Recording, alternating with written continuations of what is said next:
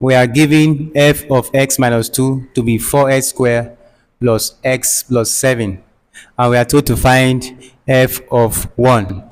So we are going to begin by equating x minus 2 to 1, which is what we have here.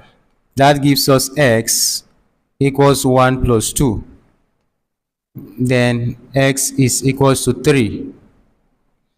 This 3 will now be substituted here. That means we have f of 3 equals to, so it's time for substitution. 4 open bracket 3 square plus 3, x is 3, then plus 7. So this gives us 4 open bracket 9, 3 square is 9, plus 3, then plus 7.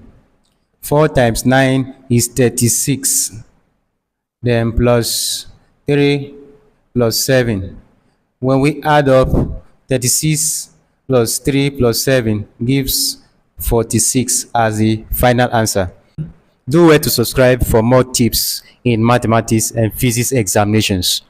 I wish you the best. Goodbye and have a wonderful moment for yourself.